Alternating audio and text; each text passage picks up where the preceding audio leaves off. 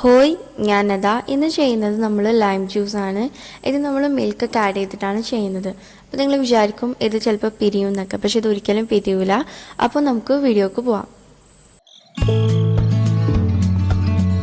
ായിട്ട് ഞാനൊരു മിക്സർ ഗ്രൈൻഡറാണ് എടുത്തിട്ടുള്ളത്. നമ്മൾ നല്ല ചെറിയ ജാർ എടുക്കണം കേട്ടോ, അപ്പോൾ ഇത് നേർക്കും അരിഞ്ഞ് കിട്ടുള്ളൂ. പിന്നെ ഞാൻ അതിലേക്ക് കുറച്ച് 5 കാഷ്യൂ നട്ട്സ് ആണ് ചേർത്ത് കൊടുക്കുന്നത്. ഇട്ട് കൊടുത്ത ശേഷം നമുക്ക് അതിലേക്ക് കുറച്ച് വെള്ളം ഒഴിച്ച് കൊടുക്കാം. ഒഴിച്ച് കഴിഞ്ഞാൽ നമുക്ക് അതിലേക്ക് പുതിനേൻ്റെ ഇല ഇടാം. പ്രത്യേക അളവില്ല കേട്ടോ, നിങ്ങൾക്ക് എത്രത്തോളം ഫ്ലേവർ വേണം അതിനനുസരിച്ച് ചേർത്ത് കൊടുക്കുക.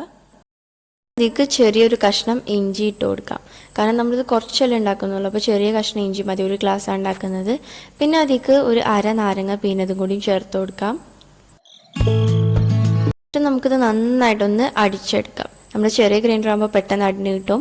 അപ്പോൾ ഇത് അടിഞ്ഞ് കിട്ടിയിട്ടുണ്ട്. കുറച്ച് സമയം ഇങ്ങനെ അടിച്ചെടുത്തപ്പോൾ നമുക്ക് ജ്യൂസ് ഉണ്ടാക്കാനായിട്ട് തുടങ്ങാം. അപ്പോൾ അതിനായിട്ട് ഞാനൊരു മിക്സർ ഗ്രൈൻഡറാണ് എടുത്തിട്ടുള്ളത്. എന്നിട്ട് അതിലേക്ക് ഞാൻ കുറച്ച് പാല്, നല്ല കട്ടിപ്പാലാണ് ചേർത്ത് കൊടുക്കുന്നത്. കട്ടിപ്പാലല്ലെങ്കിലും കുഴപ്പമില്ല കേട്ടോ.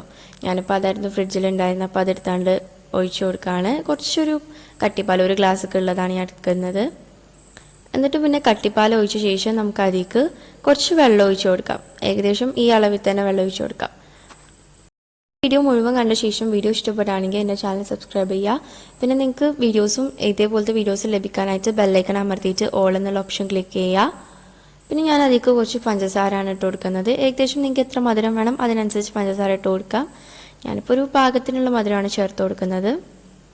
നമുക്ക് ആ പാലിൻ്റെ മിക്സ്ചർക്ക് നേരത്തെ നമ്മൾ അടിച്ചു വെച്ചിട്ടുള്ള മിക്സ്ചർ ചേർത്ത് കൊടുക്കാം. അതൊന്ന് അടിച്ചാണ്ട് ചേർത്ത് കൊടുക്കുക. വല്ലതൊക്കെ ഉണ്ടെങ്കിൽ പോയി കിട്ടാനായിട്ടാണ് നമ്മൾ അരിക്കുന്നത്. ഇനി നമുക്കിത് നന്നായിട്ടൊന്ന് അടിച്ചെടുക്കാം. ഇതൊക്കെ അരിച്ചെടുത്ത് കഴിഞ്ഞാൽ ഇപ്പോൾ ഞാൻ ജ്യൂസ് ഇവിടെ റെഡി ആയിട്ടുണ്ട്. പാലൊന്നും പിരിഞ്ഞു പോയിട്ടില്ല.